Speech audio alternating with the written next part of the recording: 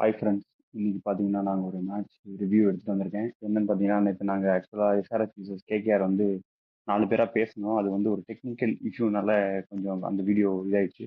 So நான் மட்டும் இப்போ தனியா அத பத்தி பேசிக்கலாம்னு சொல்லிட்டு வந்திருக்கேன். என்னன்னு பார்த்தீங்கன்னா, நேத்து வந்து எஸ்ஆர்எச் விசஸ் கேகேஆர் வந்து டேபிள்ல ஒரு முக்கியமான மேட்ச். இப்போ எஸ்ஆர்எச் ஜெயிச்சா டாப் ஆஃப் டேபிள் போயிருவாங்க. கேகேஆருக்குமே வந்து கொஞ்சம் மேல வர்றதுக்கு பிளே ஆஃப் நோக்கி அந்த டேபிளுக்கு வர்றதுக்கு அது ரொம்ப டிஃபிகல்ட் சான்ஸ் தான். பட் ஸ்டில் அவங்க ஒரு 2 விக்டரியோட இந்த கேமுக்கு வரப்போ 3வது விக்டரி கிடைச்சா ஹாட்ரிக் விக்டரி கிடைச்சா நல்லா இருக்கும்னு சொல்லிட்டு வர கேம். ஸோ என்ன நடந்துச்சுன்னா, கேகேஆர் ஹாட்ரிக் ஜெயிச்சிட்டாங்க. அதான் நடந்தது. ஸோ நம்ம ஃபர்ஸ்ட் டீம் சேஞ்சஸ்லேருந்து போயிடலாம். டீம் சேஞ்சஸ் பார்த்தீங்கன்னா எஸ்ஆர்எச் வந்து போன மேட்ச், அதாவது அவங்க வந்து 5 கண்டினியூஸ் மேட்ச் ஜெயிச்சிருக்காங்க. இது 6வது மேட்ச் வருது. ஸோ அவங்க வந்து ஒரு மிதப்புல மாத்தினாங்களா, இல்லை சரி சும்மா கேம் டைம் கொடுத்து பார்ப்போம்னு மாத்தினாங்களான்னு தெரியல. அவங்க டீம்ல 3 பேர் பிளேயிங் லெவன்ல இந்த 3 பேரை வெளியே வச்சுட்டு 3 பேர்ல 4 பேரை வெளியே வச்சுட்டு நிதிஷ்குமார் ரெட்டி வந்து இந்த சேஞ்சு அவருக்கு உடம்பு சரியில்லைன்னு சொல்லிட்டு ஃபோர்ஸ் சேஞ்சு அதுக்கு பதிலாக ஸ்மரன் ரவிச்சந்திரன் எடுத்து வந்தாங்க. அது ஓகே.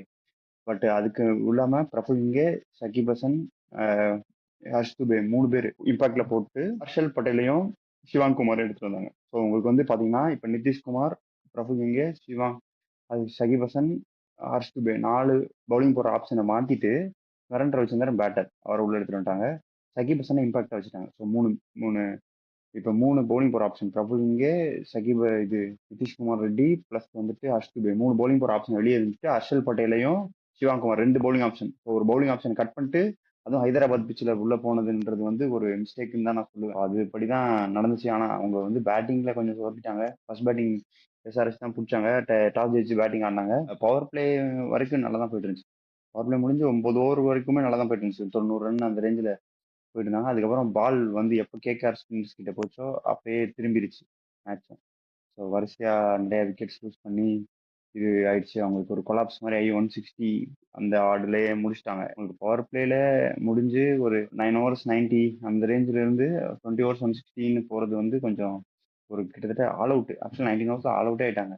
ஆல் அவுட்னோட தான் ஏன் வருது 2024ல, அதாவது இது எஸ்ஆர்எச் வந்து இந்த அப்ரோச், அதாவது எப்பயுமே அக்ரெசிவ் அப்ரோச் எடுத்ததுல இருந்து இது வரைக்கும் 4 தடவை ஆல் அவுட் ஆயிருக்காங்க. 4 தடவையுமே கேகேஆர் கூட தான் ஆல் அவுட் ஆயிருக்காங்க. நேற்றுமே அதுதான் நடந்தது.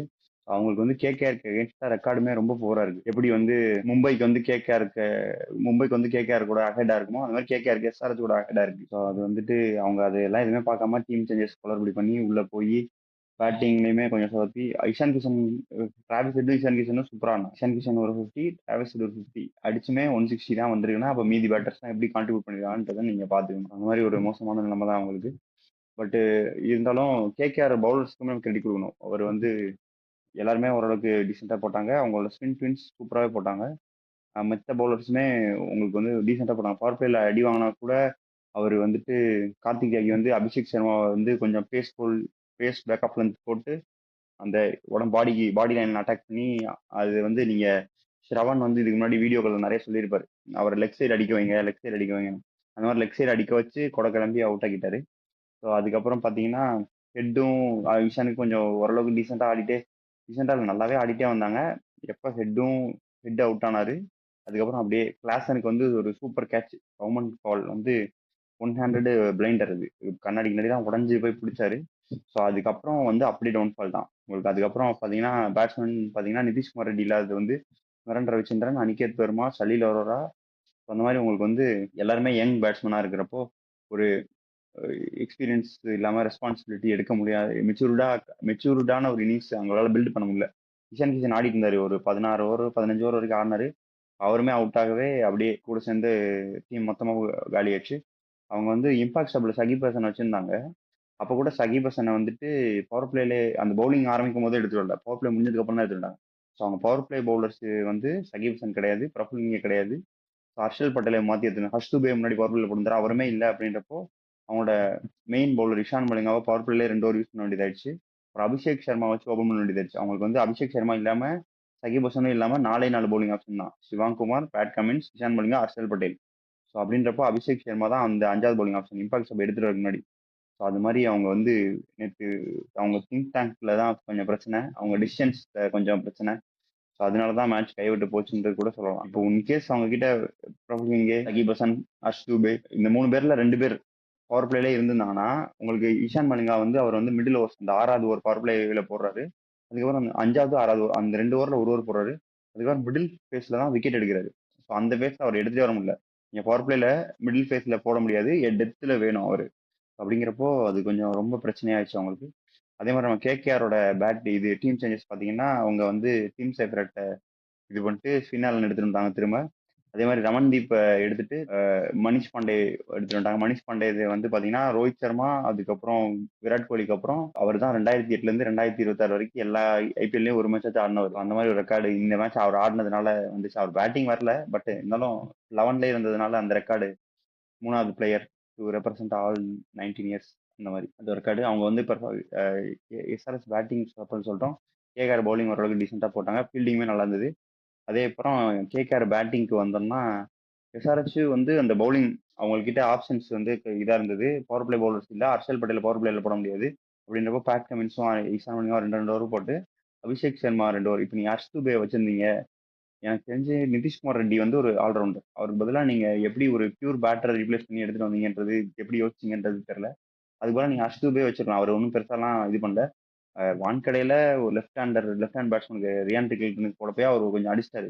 பட் ஓகே தான். அது ஹைதராபாத்தில் அவர் சூப்பராக பண்ணியிருக்காரு. அவரும் சிவாங் குமாரும் இருந்திருந்தாங்கன்னா உங்களுக்கு டே கேம்னால பிச்சு வந்து கொஞ்சம் ட்ரையாக இருந்திருக்கும், கொஞ்சம் உங்களுக்கு நல்லாவும் இருந்திருக்கும், ஹெல்ப்ஃபுல்லாக இருந்திருக்கும். அதை விட்டுட்டாங்க. ப்ளஸ் வந்து ஷகிப் ஹசன் அவர் வந்து இம்பாக்ட்ல எடுத்து வந்தது ஓகே தான்.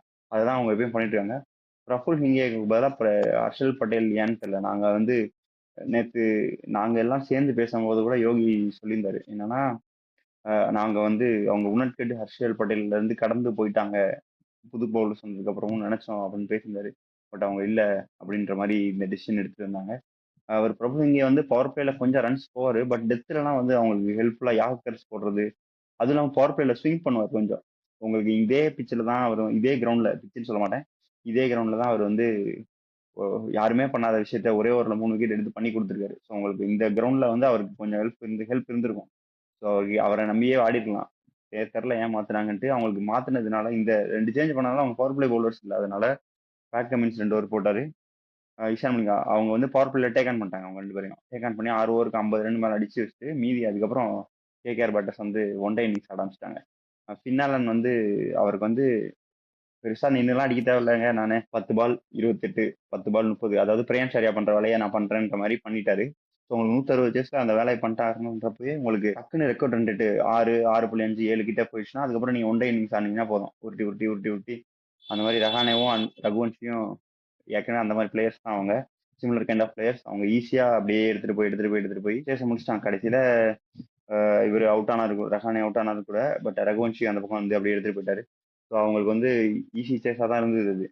ஏன்னா இவங்க கிட்ட பவுலர் ஷாட் நீங்க வந்து எப்போ பவர் பிளேல வந்து அபிஷேக் சர்மா 5வது பவுலரா பவர் பிளே பவுலிங் போடுறப்போ அபிஷேக் சர்மா 2 ஓவர் யூஸ் பண்ணீங்களோ அப்பயே இதாச்சு.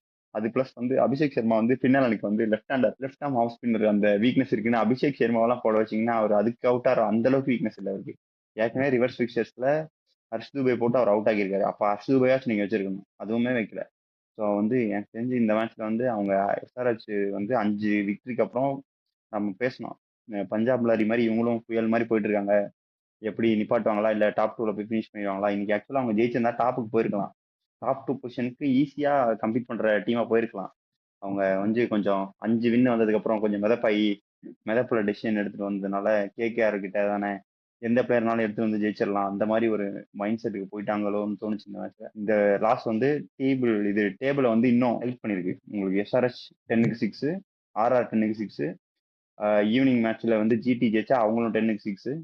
ஸோ அந்த மாதிரி டேபிள் டைட் ஆகிடும். அதனால பார்ப்போம் எப்படி போகுது அடுத்தடுத்து. டேபிள் டைட் ஆனால் கீழே இருக்க டீம்ஸுக்குலாம் இன்னும் வாய்ப்பு உங்களுக்கு. எஸ்கே டிசிக்குலாம் இன்னும் பிரைட் ஆகிடும் சான்ஸு. கேகேஆருமே உங்களுக்கு இந்த மேட்ச் ஜெயிச்சாங்கன்னா அவங்களுக்கு 7 பாயிண்ட், அவங்க ஆட் பாயிண்ட்ஸில் 7 பாயிண்ட்ல பின்னாடி வருவாங்க. ஸோ பார்க்கலாம், இன்னும் இன்ட்ரெஸ்டிங்காக போகும் IPL. So on this note நான் வந்து இந்த வீடியோ முடிச்சுக்கிறேன். நம்ம இன்னொரு மேட்ச் ரிவ்யூ இல்லை ப்ரிவியூவில் சந்திப்போம். அதுவரை பாய் பாய் ஃப்ரம் ஹாரி. பாய். ஊர்ச்சிட்டி பயவுல நினைச்சா நாங்கெல்லாம் வயிறு நிறைய சாப்பிடணும், வஞ்சனம் இல்லாம உழைக்கணும். ஆஹா, அருமையான பாலிசி. Keep it